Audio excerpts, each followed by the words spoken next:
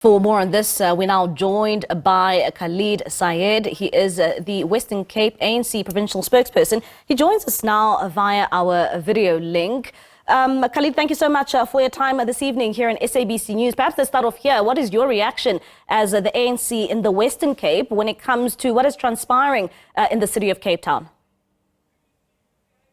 Thank you so much for having me. As the African National Congress in the province, we are not surprised. We are obviously perturbed and deeply disturbed, but we are not surprised because yet again the Democratic Alliance manner of governing municipalities in this province has been unmasked.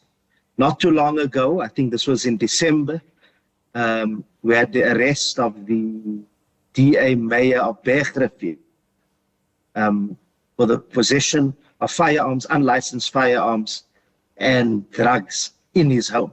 So we are not surprised. The Democratic Alliance have always portrayed the city of Cape Town as being completely clean. They portrayed themselves as being the bastions of transparency. But yeah, yet again, we find a raid at the MACO member for safety's offices. This is really shocking.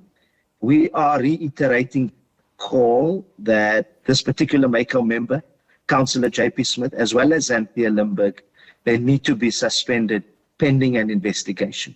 In your introductory lines, you had indicated that the DA are saying that they cannot compare the case of this one with the case of Malusi Boy. Well, at the same time, we're also saying that the police are busy with an investigation. This means that they know more than what they are saying. How are they able to compare cases, so that you cannot compare cases if the investigation is still underway? And this ties in, and we're deeply disappointed. This ties in with the statements made by Helen Zille, the leader of the DA, as well as J.P. Smith himself, where they are saying that they've received tip-offs and they are blaming basically political parties and leaders. They basically shifting the focus.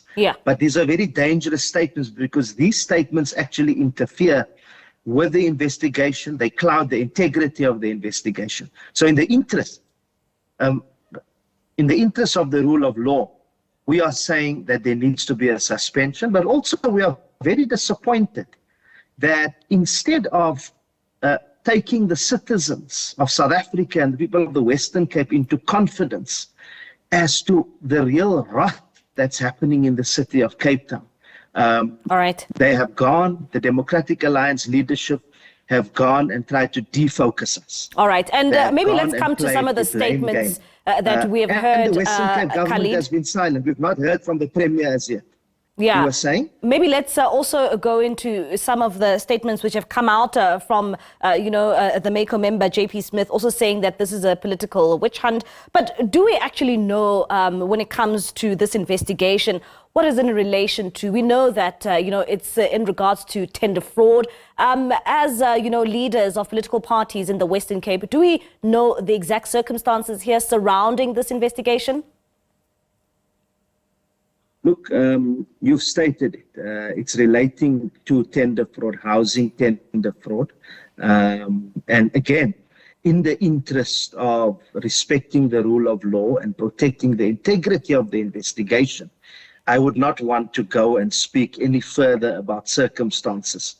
But what I would like to point out, and what the ANC wants to consistently point out, is that there's been a trend in the city of Cape Town, not only during the term of Mayor Jordan Hill Lewis, but even before this, of rampant corruption, of tender fraud, and the Malusi Boy case has just proven that. So we are not saying that anyone is guilty in this regard as it. I don't think we need to start pointing those fingers, but the mere fact that there has been a raid points in a particular direction, and it really doesn't reflect well on the city of Cape Town and does not breed confidence amongst the citizens and the residents of Cape Town. And are you saying also these two MACO members, you are also calling as the ANC that, they should step aside for now, or they should be suspended as these investigations continue?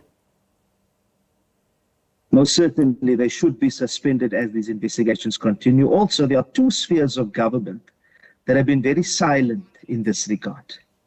The Western Cape Provincial government. So while the DA in the province has spoken and has again shifted the focus, the provincial government led by Alan Winde has been very, very quiet. They've not taken people into confidence. They've not said anything. This again points to the fact that JP Smith and the safety unit in the city of Cape Town has been treated with kids' gloves. They've been given a license to do as they please, whilst not addressing the crime affecting people in the city of Cape Town. Number two, the national government, particularly the Minister of Public Works, Minister McPherson, has been silent. We know that Minister McPherson has indicated publicly that he's launching an investigation and a campaign into housing fraud, infrastructure and public works, housing fraud in the Western Cape. He's not said anything about this. Is this related to that campaign of his, to those investigations that he's been calling for? He's remained silent. So we want to hear these two very important spheres of government.